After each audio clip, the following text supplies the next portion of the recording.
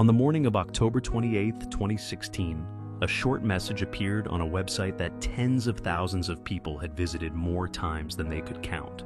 It did not have a lot of words. It said that after more than 25 years, it was time to say goodbye. It said thank you, and then it was over. There was no press conference, no auction, no moving trucks pulling up to a loading dock while men carried out the last of the machines. Just a message, and then silence where there had been something. For a generation of American pilots who had spent their weekends at flying fields across this country, men who had built something with their own hands, trimmed it, balanced it, learned its personality in the air, that silence had been building for years. They just hadn't expected it to arrive so quietly. To understand what was lost, you have to go back to the fields. Not the fields of the 1940s, when men flew control line ships in circles until their arms gave out. Not the pattern flying era of the 1960s and 1970s, when precision aerobatics meant matching a printed schedule of maneuvers against a judge's clipboard and a stopwatch. This story begins in the mid-1980s, at a specific and unrepeatable moment in American hobby culture, when a generation of pilots decided that what they really wanted to do was make their planes do things that weren't supposed to be possible. They called it fun fly. They called it profile flying. They called it sport aerobatics. The names changed depending on who was talking and which field they flew at.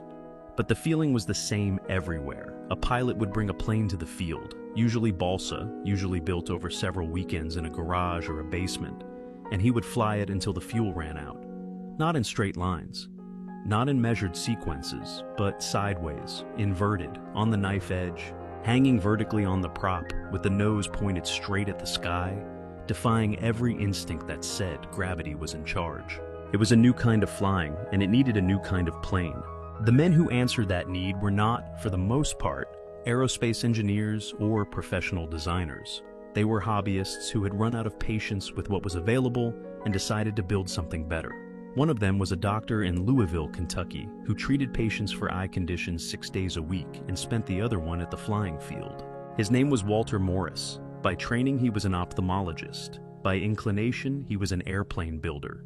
And sometime in the late 1980s, the two worlds collided in a way that was, by any measure, unusual. Hobbyist accounts from the era describe visiting his medical office and finding the waiting room and back storage areas stacked with balsa kits, covering material, hardware packs, and prototype airframes, floor to ceiling, organized in the particular way that only someone who truly loves an activity can organize things that would look like chaos to anyone else. He was not running a hobby business in the conventional sense. He was a physician who happened to also be developing a line of RC aircraft, selling them to pilots who were hungry for something that flew the way they wanted to fly. What Morris understood, in the way that good designers often understand things before the market does, was that the pilots coming to the flying fields in the late 1980s were not interested in scale realism or historical accuracy. They were not trying to replicate a P-51 or a Spitfire. They wanted to push a plane to its absolute limits and have it come back for more. They wanted big control surfaces, light airframes, and the kind of structural honesty that only balsa and plywood, properly cut and properly built, could deliver. The Balsa Nova series, a line of sport aerobatic planes designed by Tom Stryker for Morris Hobbies, captured exactly that. Simple fuselages, generous wing area, room for a decent-sized engine and enough control throw to make a more cautious pilot nervous. Plans were released, kits followed, and at flying fields from Kentucky outward, men started showing up on Saturday mornings with Balsa Novas in the back of their trucks. It was a small operation. It was always a small operation, but small operations in the right moment can define the terms of an era. At those same flying fields, something else was happening. A teenager in Colorado was watching. He had gotten into RC flying through an uncle who built scale planes, and somewhere between his first time at a local club and his first competition, he had decided that building airplanes, really building them, designing them, making them do things, was not a hobby for him. It was a calling. His name was Rocco Mariani, and he was not going to be a hobbyist for long. Rocco Mariani did not quit his day job on a whim. He had spent nearly a decade in upper management at Continental Airlines, a career that, by any reasonable measure, was working. Steady income, professional standing, the kind of position that men of his generation were expected to hold and keep and eventually retire from. But the planes he was building on nights and weekends, the competitions he was entering, the pilots he was meeting at fields across Colorado, all of it kept pulling at something that a corporate title could not satisfy. In 1992, he left, and AeroWorks was born. The first major aircraft to carry the AeroWorks name was not a refined product from a mature company. It was a statement, a declaration that there was a way to build a competition aerobatics plane that was lighter, tighter, and more purpose-built than anything the market was offering at the time. Rocco had been flying IMAC competitions, the International Miniature Aerobatic Club circuit, where pilots fly precision sequences judged against an exacting standard, and he had been designing and building his own airframes since his teenage years. He knew what a serious aerobatics plane needed to do because he had been flying serious aerobatics planes, and he had been winning with them. Word spread the way word spreads in a community that is small enough for people to actually talk to each other. You saw an AeroWorks plane at a competition. You asked the pilot about it. He told you who built it and how to get one. By the mid-1990s, AeroWorks had found its audience, and its audience was growing. What AeroWorks built at its peak was not simply a product. It was an object lesson in what American craft manufacturing could look like when the person running the company was also the person who flew the planes. Every design decision was grounded in flight experience. The control surface geometry, the wing loading, the balance between stability and responsiveness, none of it came from a spreadsheet. It came from hours at the field, at altitude, finding out what a plane would and would not do when you pushed it past the edge of the envelope. The planes that defined the AeroWorks catalog read like a registry of the golden age of aerobatics: the Extra 300, the Edge 540, the Yak 54, the Ultimate 2300. These were not arbitrary choices. Each of those airframes had a full-scale counterpart that the world's best aerobatic pilots flew in unlimited competition. And AeroWorks was building RC versions that captured not just the look of those planes, but the feel of them. Big chord wings, long fuselages, control surfaces that could be set for precision, flying on low rates, and thrown wide open for full 3D on high rates. A pilot could take an AeroWorks Extra 300 to an IMAC contest in the morning and fly the same plane at a fun fly in the afternoon, and both crowds would walk away impressed. By the early 2000s, AeroWorks had introduced laser-cut balsa construction to its production process, a technology that brought a new level of consistency and fit to kits that had previously relied on hand-cut parts. The pieces dropped into place the way quality woodwork is supposed to. Builders who had spent years sanding and shimming and fighting their way through mediocre kits wrote about the experience on forums with something close to disbelief. The parts fit. The instructions made sense. The finished plane looked like the picture on the box. At flying fields across America, in the parking lots of suburban parks, at AMA chartered clubs in the Midwest, at desert strips in Arizona, and mountain clearings in the Rockies. Saturday mornings had a particular rhythm during those years. Trucks and vans would pull in before 8, tailgates would drop, long cardboard boxes and aluminum cases would come out, the smell of glow fuel, the sound of an engine turning over, rising to a scream, settling into that specific pitch that meant it was ready. And then, one after another, planes would climb into the sky and do things that still felt, after all those years, like they shouldn't be possible. A pilot who knew what he was looking at could identify a Balsa Nova from 100 yards, could spot an AeroWorks Extra by the way it rolled. That particular authority in the aileron response that Rocco had spent years dialing in. These planes had personalities. The men who flew them knew those personalities the way you know the handling of a car you've driven for 10 years. This was the world at its height. American designed, American assembled, built by men who loved flying and sold to men who loved flying. It was not a large industry. It never pretended to be. But within its own borders, it was complete. And it had no idea what was coming. The first foam planes did not look like a threat. That is the thing about disruption in a hobby community. It arrives wearing the costume of a beginner's tool, something cheap and light and forgiving, aimed at people who had never built anything before and were not sure they wanted to start. The veterans at the field looked at the early electric foam ARFs from the same distance they looked at training wheels, useful for some people, not relevant to what they were doing. It was the wrong read, and by the time most of them understood that, the math had already changed. The early 2000s brought a particular kind of newcomer to RC flying. He had not grown up building kits. He had not spent weekends in a garage with a building board and a plan pinned flat and balsa ribs sorted by size in a cigar box.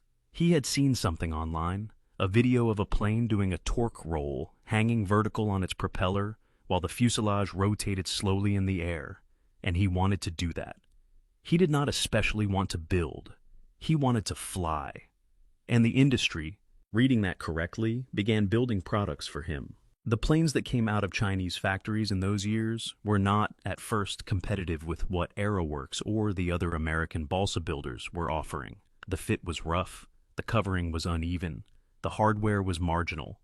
Pilots who had been flying serious aerobatics planes for a decade picked them up at trade shows, turned them over in their hands, and put them back down. Not yet.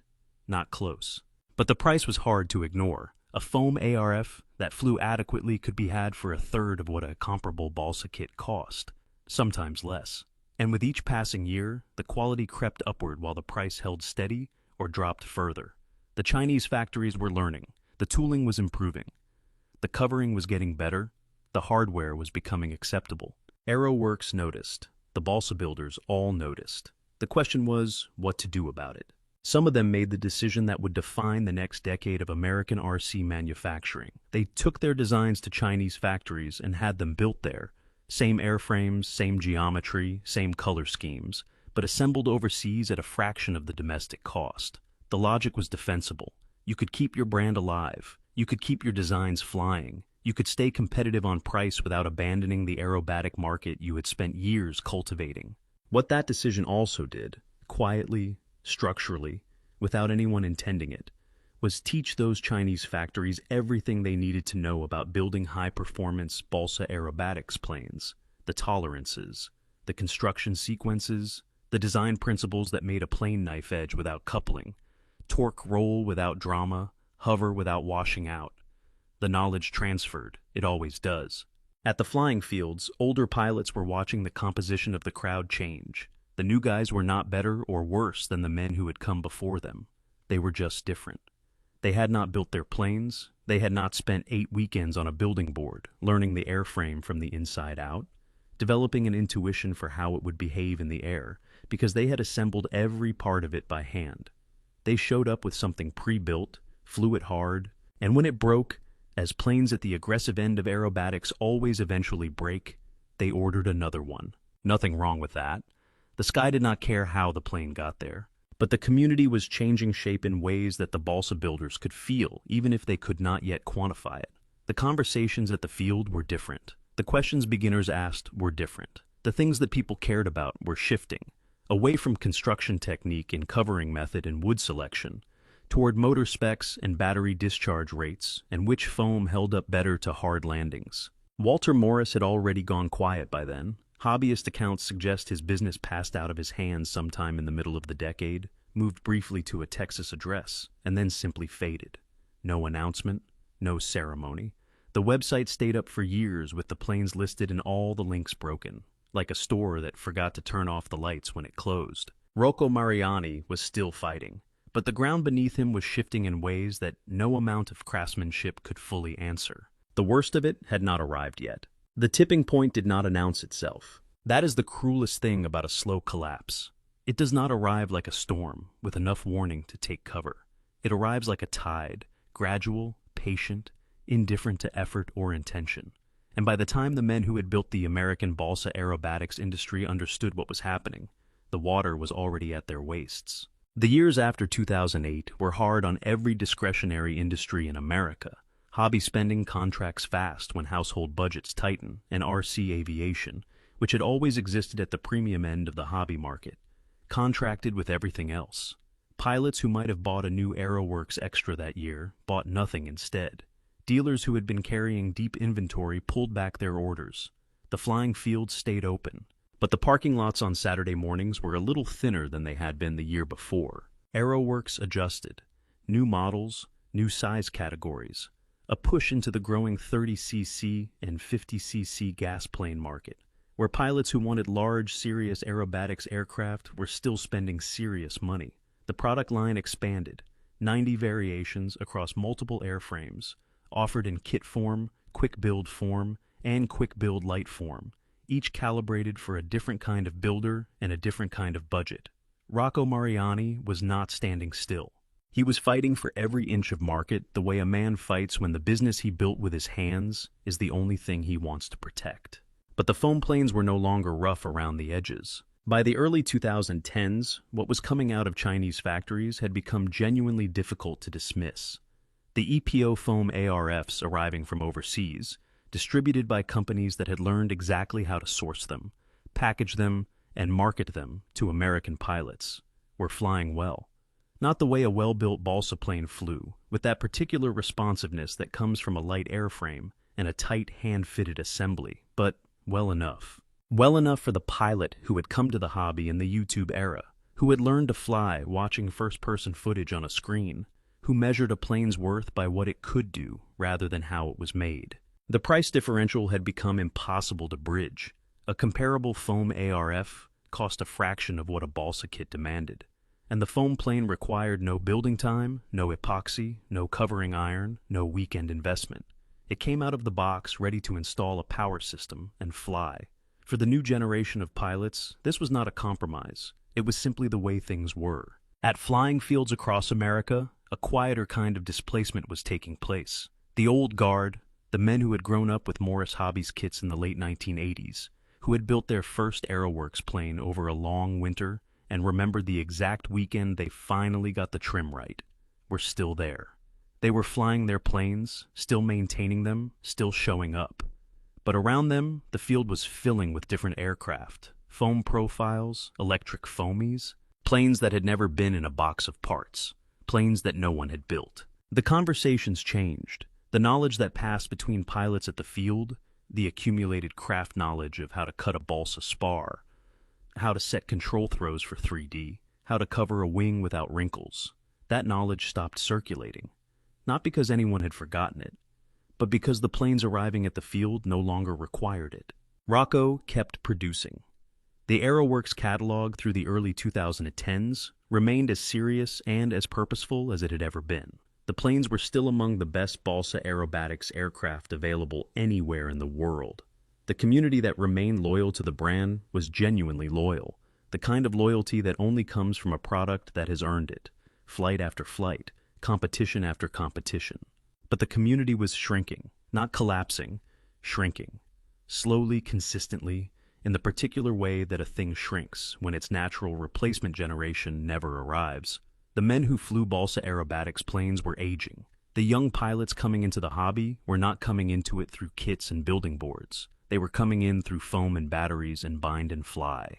The pipeline that had always refreshed the flying field with new hands and new enthusiasm had been quietly redirected. By the mid-2010s, the economics were what they were, a business built around premium balsa construction, domestic assembly, and the kind of quality control that requires a founder who genuinely cares about every plane that leaves the shop.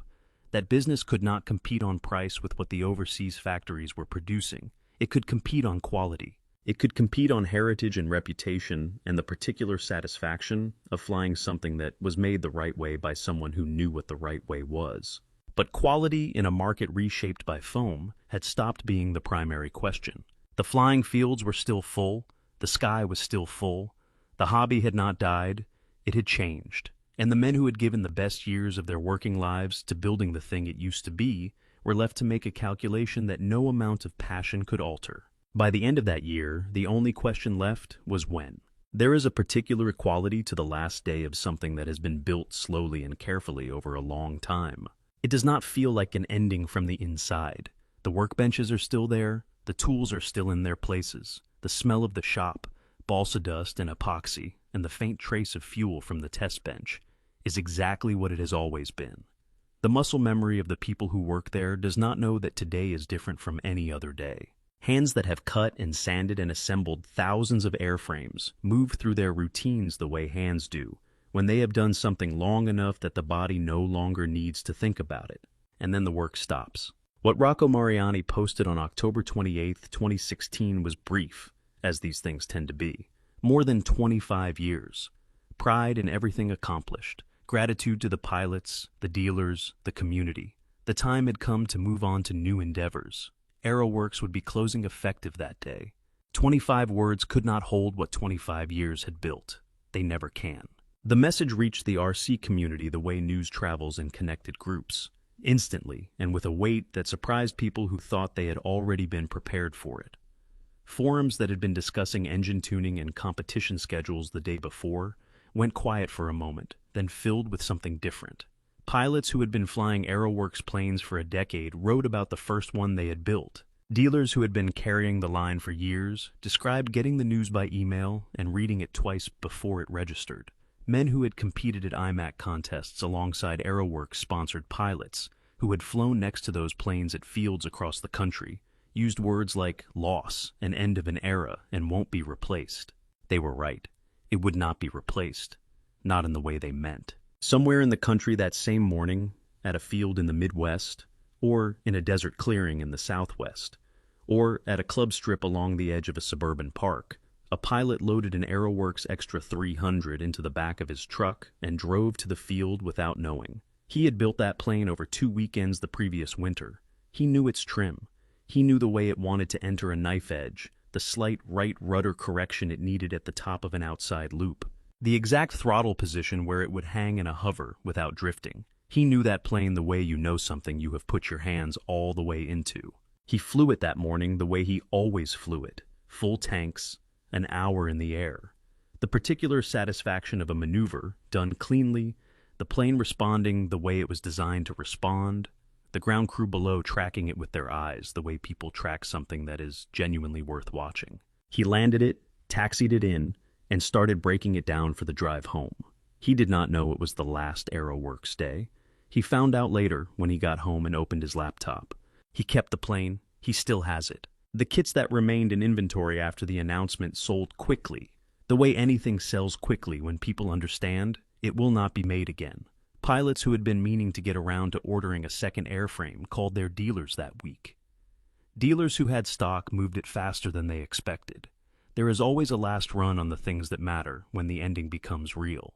What was not acquired, not transferred, not continued, was the knowledge. The specific institutional knowledge of how Rocco Mariani built an aerobatics plane. The tuning decisions made over 25 years of competition flying. The design refinements that were never written down in a manual because they lived in the hands and eyes of the man who made them. That kind of knowledge does not survive a closure announcement. It goes with the person who held it into whatever comes next. At the field where Walter Morris had first understood what pilots wanted, where men had shown up on Saturday mornings with balsa novas and penknives and spinsations in the early 1990s, machines built from plans and kits by a doctor who kept spare fuselages in his waiting room, the story had ended even more quietly. No announcement, no farewell message. Just a website that stopped updating and links that led nowhere, and plans that a community of devoted archivists had rescued and posted to sites where anyone could still download them and cut their own parts and build something that no longer existed in a catalog. The flying fields stayed open. They are still open. The sky has not changed. But the planes that once filled it, the Balsa Extra 300 that a man had spent 8 weekends building and learned to fly with the authority that only comes from understanding something from the inside out. Those planes are not coming back from Chinese factories. They are not being produced by a new generation of American designers working out of garages in Louisville and Denver. They belong to the Saturday mornings of a particular era, and that era closed on a Tuesday in October, with a short message and no ceremony. The gates did not close with a padlock. There were no gates. There was just a page on the internet that stopped being updated, and a silence that settled over a corner of the American hobby world that had once been very loud and very alive and very sure of itself. The plans are still out there. If you know where to look, and the men who care about this know exactly where to look, you can find the full-size plans for a Balsa Nova 40 on a website run by hobbyists who have spent years scanning and cleaning and archiving the documents of a manufacturing era that no longer exists. The plans print at the correct size. The parts fit the way they were designed to fit. You can take those sheets to a building board, pin them flat, and cut balsa ribs and formers and wing skins the same way the pilots of the late 1980s cut them, in garages in Kentucky and basements in Ohio and spare bedrooms in Colorado, on Saturday afternoons when the kids were at practice, and the afternoon was long, and the building board was waiting. Whether anyone does is a different question. The flying fields are still there, most of them anyway. The one outside Louisville where pilots flew Morris Hobbies profile planes on Sunday mornings is still open. The AMA clubs that hosted IMAC competitions, where AeroWorks planes flew against each other in precision aerobatic sequences, are still chartered. The sky above those fields is still full on weekend mornings. Electric motors now instead of glow engines, foam instead of balsa, planes that arrived from a warehouse rather than from a kit box. The older pilots are still there too, the ones who were flying in the 1990s, who built their planes over the winter and flew them through the summer and stored them carefully and brought them back out the following spring. Some of them still fly the same planes. An AeroWorks Extra 300 that was built 15 years ago and maintained with the attention that serious pilots give to things they love is still a serious airplane. It still flies the way it was designed to fly. The men who own those planes do not sell them. They are not especially interested in discussing what they might be worth on the secondary market, where unbuilt AeroWorks kits trade at prices that would have seemed absurd when the catalog was current. What they lost was not a plane. It was a Saturday morning, the particular Saturday morning of a particular era, when the parking lot filled up before 8 and the smell of glow fuel was in the air, and the man next to you had built his plane the same way you had built yours and could talk about it the same way you talked about it, because the building was part of what it meant to be there. That conversation does not happen at the field the way it used to. It happens online now, in forums where the usernames of men who have been flying since the 1980s appear alongside photographs of planes that are no longer in production, asking questions that the newer pilots cannot answer because they never had to learn the things those questions are about. The AeroWorks website is gone. The Morris Hobbies website is gone. What remains are the archived plans, and the forum threads, and the planes themselves, the ones still flying in the hands of the men who built them and know them and are not ready to let them go. And on quiet weekend mornings, at fields that have been there longer than most of the pilots who use them, you can still hear the particular sound of a glow engine turning over, rising to its working pitch, settling into that note that means it is ready. For a moment, before the plane climbs away and the sound changes, it is exactly what it always was. And then it goes up, and the sky takes it. And the morning continues the way mornings do, indifferent to what has been lost and what remains. The men who know the difference still show up. They always slow down when they hear that sound. They always will.